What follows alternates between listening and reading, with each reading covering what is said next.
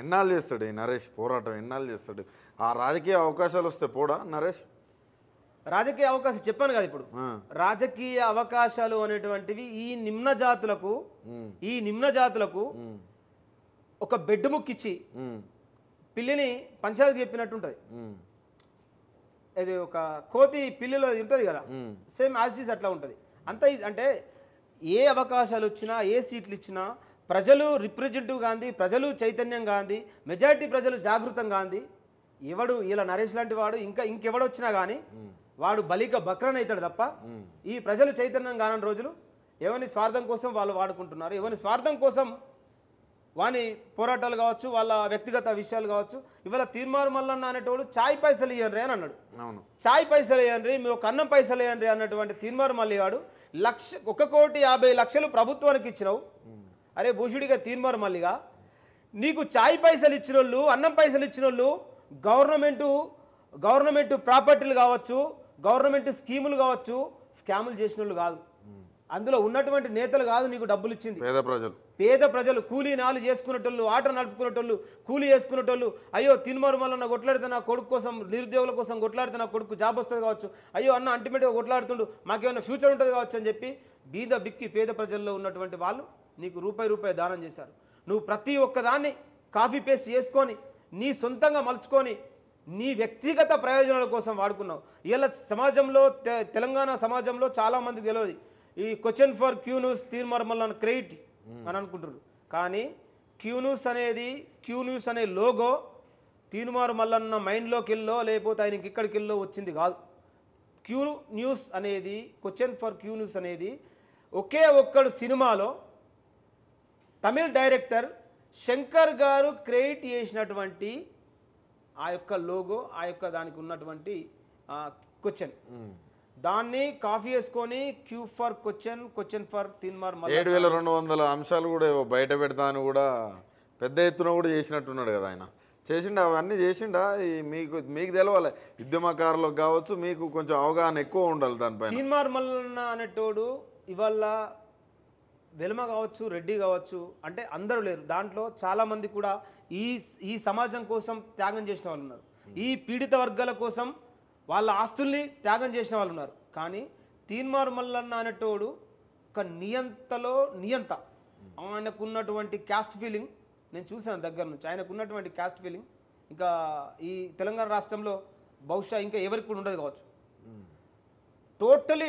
ఆయన ఆలోచన ఆయన వ్యూహాలు ఎందుకంటే ఆయన చేస్తున్నటువంటి అరాచకాలు పక్క పొంటని కూడా తెలియకుండా ఆయన వ్యక్తిగత ప్రయోజనాల కోసం మలుచుకున్నాడు కానీ తీర్మారు మల్లన్న అనేటోడు కులపిచ్చివాది అంటే మీరు చెప్తున్నారు కులపిచ్చివాది అని లైవ్లు కానీ ఇంకా ఇతరత్ర ఏంటి కరోనా టైంలో హెల్ప్ చేయడం కానీ అవన్నీ మరి ఇప్పుడు ఈయన ఒక్క మాట చెప్తే ఎంతో మంది యూకే నుంచి యూరోప్ నుంచి అరబ్ దేశాల నుంచి మొన్న దుబాయ్ వేండు ఈ బోషిడిగా మల్లిగానికి దుబాయ్లో నేను షార్జా ఇండస్ట్రియల్ ఏరియాలో 3లో ఒక 150 నుంచి 200 మంది అప్పుడు కరోనా టైంలో పని లేక కల్లి వెళ్ళి అక్కడ ఇబ్బందులు పడతా ఉంటే అప్పుడు ఎలక్ట్రానిక్ కానీ ప్రింట్ మీడియా కానీ పట్టించుకునే పరిస్థితి లేనప్పుడు నేను అక్కడ దుబాయ్లో షార్జా ప్రాంతంలో కరోనా టైంలో చాలామందికి తిరిగాను నేను చాలా క్యాంపులు తిరిగి వీలైనంత మట్టుకు నా సహకారాన్ని అందించాను ఎంబెస్సీ నుంచి కానీ కౌన్సిలేట్ నుంచి కానీ నా వీలైనంత మట్టుకు సహాయ సహకారాలు అందించి వచ్చే వాళ్ళని కొంత ఇండియా పంపించాను నేను వచ్చేటప్పుడు కూడా అల్కు సోనాపూర్ నుంచి నేను వచ్చేటప్పుడు కూడా జీడబ్ల్యూపీసీ మన గుండెల్లి నరసింహ మా ప్రాంతం నుంచి శరత్ గౌడ్ అని ఉంటాడు వాళ్ళు అల్టిమేట్గా అక్కడ ఉన్నటువంటి పర్సన్ కరీంనగర్ పర్సన్ ఆయన కొంచెం తాగుడుకు అడిక్ట్ అయిపోయి కొంచెం చేంజ్ అయిపోయిన తర్వాత పని లేక ఉంటే వచ్చేటప్పుడు కూడా ఒక పర్సన్ తీసుకొచ్చిన షార్జా ఇండస్ట్రియల్ ఏరియా 3లో అక్కడ 150 నుంచి 200 మంది ఉన్న పరిస్థితిలో వీళ్ళ గోడు ఎవరు పట్టించుకుంటలేరు అప్పుడు తీర్మారు మల్లన్న న్యూస్ నుంచి చందు అనే అబ్బాయి ఉండే ఇప్పుడు ఈ సుదర్శన్ కానీ వీళ్ళు కానీ అప్పుడు టచ్లో ఉండే నేను దుబాయ్లో కూడా గల్ఫ్ ఉద్యమాలు చేసిన కార్మికుల కోసం అనేక అక్కడ దుబాయ్లో కూడా ఇప్పుడు నేను నా ఫేస్బుక్ ఉంటుంది లింగంపల్లి నరేష్ అని కొడితే నేను చేసిన ఏంటంటే కుల్లం తెలిసిపోతాయి నేను సంపాదన కోసం వెళ్ళలేదా నరేష్ నా అప్పులు తెంపుకోవడానికి వెళ్ళా గతం నుంచి 2012 నుంచి అల్టిమేట్గా ఉద్యమాల్లో పాల్గొన్నాం అక్కడ నుంచి రసమై బాలకిషన్ అన్న వచ్చిన తర్వాత ఇక అయినా వ్యక్తిగత ప్రయోజనాల కోసమా ఏ విధంగానో నిజమైన కళాకారులను గుర్తించడంలో కొంచెం విఫలమైండు దాని తర్వాత అప్పుడు మనం చేస్తున్నానికి నిజాయితీగా వస్తుంది కావచ్చు అనుకున్నారు కానీ దాని తర్వాత పక్కన పెట్టిన తర్వాత ఈ అప్పులు ఈ సిచ్యువేషన్ దింపుకోవడానికి నేను అంటే నాకు గిల్స్ ఉన్నాయి. గల్ఫ్ వెళ్ళొచ్చిన, సౌదీ అరేబియా వెళ్ళిన, దుబాయ్ వెళ్ళిన, నాకు అక్కడ ఉన్నటువంటి మనం ఆ పనులు మనం చేయగలదు అంటే మనకు తెలుసు, నేను ట్రేడు. అట్లాంటి సిచ్యువేషన్లో షార్జా ఇండస్ట్రీలో 3లో ఉన్నప్పుడు తీన్మార్ మల్లన్న అనేటోనికి అక్కడ ఉన్నటువంటి వాళ్ళ విషయాన్ని వీడియో పెట్టి పంపిన. తీన్మార్ మల్లన్న కనీసం మీరైనా పర్సనల్గా ఆ రికార్డు పెట్టి పంపిన, నేను వీడియో పంపినప్పుడు ఒక 20,000 ఉంటే ఆయన ప్లే చేస్తాడు లేకపోతే వేయడు అని చెప్పారు. అట్లాంటి వీడియోకే 20,000 అడిగి 20,000 ఇది ఎక్స్పోజర్ చేయాలంటే 20,000 పెట్టాలా, అట్లాంటప్పుడు ఆయన వేస్తాడు లేకపోతే వేయడు అని మధ్యవర్తను. ఇక మధ్యవర్తి అన్న తర్వాత నాకు అప్పుడు అనిపించింది, అచ్చా మళ్ళీ ఏదో పొడిసి కట్టలు కడతా అని చెప్పి వీడు దుబాయ్ వేయండు. వీడు Dubai black money white money చేసుకోవడానికి పోయిండు తప్ప దుబాయ్ గల్ఫ్ కార్మికుల కోసం ఏడన్నా పట్టించుకున్నాడా? బీసీ అంటుండు కదా, బీసీ తెలంగాణ సబ్బండ ప్రజల చైతన్య యాత్ర మా కాన్షియన్స్లో బలంగా చేశాను నేను. అంటే పార్టీలకు అతీతంగా మెజారిటీ ప్రజలు ఫస్ట్ అధికారంలోకి రావాలా, మెజారిటీ ప్రజలు రాజకీయ చైతన్యవంతమైతే ఎస్సీలకు కానీ ఎస్టీలకు కానీ మైనార్టీలకు కానీ వీళ్ళ తర్వాతనే ఫలాలు ఉంటాయి. వీళ్ళకి రిజర్వేషన్ అనేది ఒక లిమిట్ ఉంది, కానీ ఇది బీసీలు దాన్ని పూర్తిగా దాన్ని క్యాచ్ చేసుకున్న తర్వాతనే వీళ్ళకి అందుతాయి అని చెప్పి ఒక యాత్ర కూడా చేసిన 20 మంది కళాకారులతో 65 విలేజ్లు 4 పట్టణాలు చేసి తిరిగాను. ఆ టైంలో కూడా తెలంగాణ బీసీ గర్జన అనేటువంటి తెలంగాణ సబ్బండ ప్రజల చైతన్య యాత్ర అనేటువంటి అంశం మీద కూడా ఒకసారి వెళ్ళి కలిసినాం. కానీ దొంగ అవన్నీ కాదు, అవన్నిటిని పక్కకెట్టేసి వీనికి ఏదైతే భూ దందాలు సెటిల్మెంట్లు ఇవైతే ఉంటాయో వాళ్ళకి ఇచ్చే ప్రయారిటీ నిజాయితీగా పోరాటం చేయాల. 46 జీవో విద్యార్థుల పరిస్థితి గేట్ దాకా కూడా రాణిస్తలే, అట్లాంటి పరిస్థితి చేసిండు. ఎందుకంటే నాకు ఆ అంశం ఎట్లా తెలుసు అంటే నేను ఒక 46 బాధితున్నే. కాకపోతే నేను అనేది ఏంటంటే దుబాయ్కి అంటే రెగ్యులర్గా వెళ్తూ ఉంటాడా ఓన్లీ అప్పుడప్పుడు? మొన్న ఆయనకి ఒక షోకి వచ్చినట్టు అయింది. ఇప్పుడు ఇక్కడ మనీని ఎట్లయినా తరలించడానికి దుబాయ్ అనేది ఒక ప్లాట్ఫామ్. అక్కడ మలేషియా, లండన్ అట్లాంటి సిచ్యువేషన్ ఎట్లనో దుబాయ్ కూడా ఒక అది స్విస్ బ్యాంక్ టైపు, దానికి ఒక సపరేట్గా జోనర్ ఉంటుంది. ఇక్కడ నువ్వు ఏదైనా ఇన్వెస్ట్ చేస్తే బ్లాక్ వైట్ అయిపోతుంది. ఇన్వెస్టర్స్ ఎక్కువ దుబాయ్లో వేస్తారు. అట్లాంటి సిచ్యువేషన్లో వీడు పోయిండు అనుకుంటా. మరి పోయి దుబాయ్ పోయాడు, దాని తర్వాత మళ్ళీ నెక్స్ట్ ఏమి ఇచ్చిండు ఏమైనా చెప్పిండా? ఈ కార్మికుల కోసం ఎన్ఆర్ఐ పాలసీ సంస్థ ఎన్ఆర్ఐ పాలసీ కోసం వచ్చారు, గల్ఫ్ బోర్డు కోసం వచ్చారు, వాళ్ళ విషయాలు ఏమన్నా మళ్ళీ ప్రస్తావించిండా? లైవ్లలో డబ్బులు ఇస్తూ ఉంటాడు కదా రెగ్యులర్. కొంతమంది మేము గేమ్స్ సంబంధించి వాళ్ళు వీళ్ళు వెళ్తే చెక్ రూపంలో డబ్బులు ఇస్తూ ఉంటాం, మా క్యూ న్యూస్ నుంచి హెల్ప్ చేస్తున్నాం అంటాడు. క్యూ న్యూస్ నుంచి హెల్ప్ చేస్తున్నాం అంటే ఇవాళ 4 కోట్ల ప్రజలు కాదు, మన ఎన్ఆర్ఐలు కూడా నీకు ఇచ్చిన దాంట్లోకి వెళ్ళి ఆయనకు ఒక ₹1,00,000 వస్తే దాంట్లోకి వెళ్ళి ₹1,000 ఇచ్చి దానికి 10,000 ఆడికి ఖర్చు పెడతాడు, అంతే కదా.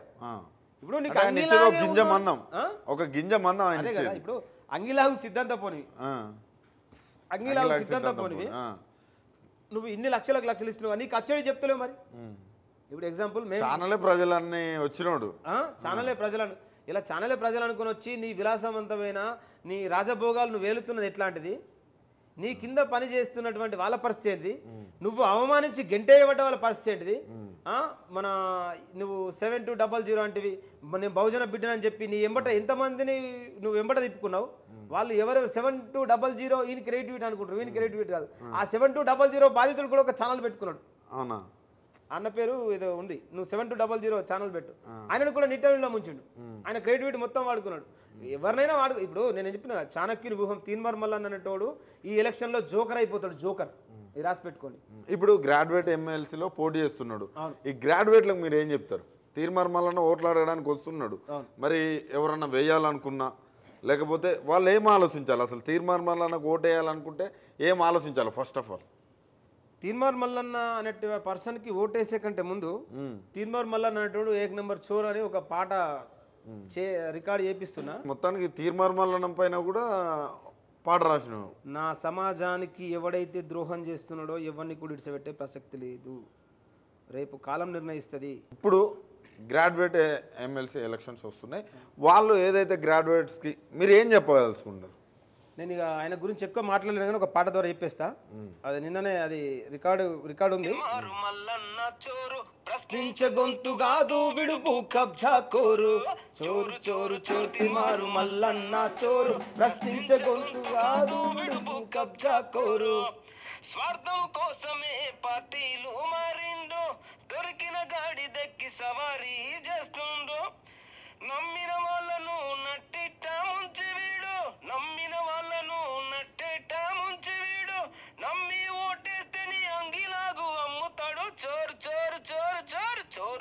చోరు తిన్వారు మల్లన్న చోరు ప్రశ్నించే గొంతు కాదు విడు భూ కబ్జా కోరు జర్నలిజం ముసుగులో రాజకీయం చేసేరా సెటిల్మెంట్ల కడ్డాగా క్యూనుసును నడిపేరా బాధితులను అడ్డు పెట్టుకొని దంద చేసేరా బడా బాబుల వద్ద కొట్టు కొల్లగొట్టెరా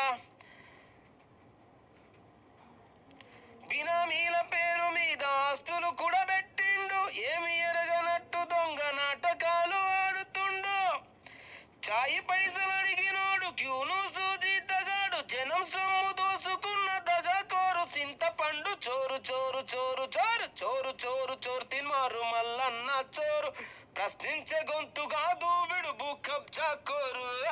చాలా బాగా రాసిరన్న. నాకెందుకో అనిపిస్తుంది మీరు ఇంతగానం అంటే అటు ప్రభుత్వం పైన రాస్తున్నారు, దాంట్లో ఎవరైతే అంటే మీరు అల్టిమేట్గా ఏం చేస్తున్నారంటే ఎవరైతే అన్యాయం చేస్తారో ఎవరైతే అబద్ధాలు మాట్లాడే అధికారాలకు వస్తారో ప్రతి ఒక్కరి మీద పాట రాస్తున్నారు. ఏ భయం కావట్లేదా? ఒక్కరంటే ఏదో చిన్న క్వశ్చన్స్ అంటే ఏమో, కానీ ప్రతి దాని మీద రాస్తున్నారు. ఇప్పుడు వాళ్ళ అధికారంలో ఉన్నారు, ఏమాత్రం భయం వేస్తలే? భయం పుట్టింది ఒకనాడు చచ్చేది ఒకనాడు. ఒకటి అంటే చావులో ఒక చరిత్ర ఉండాలని కోరుకున్నాం. బతకడం ఈజీ. మనము బతకాలనుకున్నప్పుడు ఒక జీవి, ఏదైనా ఒక జీవి పుట్టిన నుంచి చచ్చిపోయేదాకా 20 కిలోమీటర్ల పరిధిలోనే దాని జీవనం దాని కాలగమనం మొత్తం ముగించుకుంటుంది. కానీ మనిషి ఖండాంతరాలు దాటిన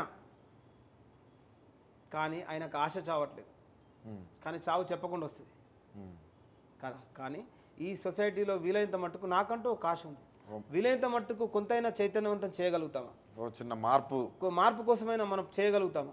ఎందుకంటే తరానికి ఒక్కడు త్యాగం చేయాలి. ఇవాళ మహాత్మా జ్యోతిబా పూలే, సావిత్రిబాయి పూలే, ఇలా ఛత్రపతి శివాజీ మహారాజ్ కావచ్చు, ఇలాంటి మన సుభాష్ చంద్రబోస్ కావచ్చు, అనేక మంది పోరాట యోధులు ఉన్నారు, బాబాసాహెబ్ అంబేద్కర్ గారు కావచ్చు. ఇంత పోరాటం చేసి వీళ్ళు పోయేటప్పుడు ఏం తీసుకుపోయారు? బాబాసాహెబ్ అంబేద్కర్ కావచ్చు, ఛత్రపతి శివాజీ మహారాజ్ కావచ్చు, ఆయనను మన మహాత్మా జ్యోతిరావు పూలే కావచ్చు, జ్యోతిబా పూలే ఈ సమాజమే నా బిడ్డలు, ఈ సమాజము ఈ యొక్క మనువాద బ్రాహ్మణిజం చేతిలో వంచింపబడతా ఉన్నారు, వీళ్ళకు కావలసిన ఆయుధం చదువే, అక్షరమే ఆయుధం కావాలి అని చెప్పి వాళ్ళిద్దరూ మాతా సావిత్రిబాయి పూలే, బాపు ఛత్రపతి మన జ్యోతిబా పూలే, మహాత్మా జ్యోతిబా పూలే, మాతా సావిత్రిబాయి పూలే గారు ఆకుపసరులు మింగి వాళ్ళు పిల్లలు కలగకుండా వాళ్ళ యవ్వనం మొత్తము ఈ సమాజం కోసం త్యాగం చేశారు. కానీ దాంట్లో 1% అన్న ఈ 70 సంవత్సరాల స్వతంత్ర భారతదేశంలో నా మెజారిటీ ప్రజల్లో ఎంత త్యాగం చేశారు, ఎంత చైతన్యం చేయగలిగారు, ఎంత మార్పు తీసుకురాగలిగారు.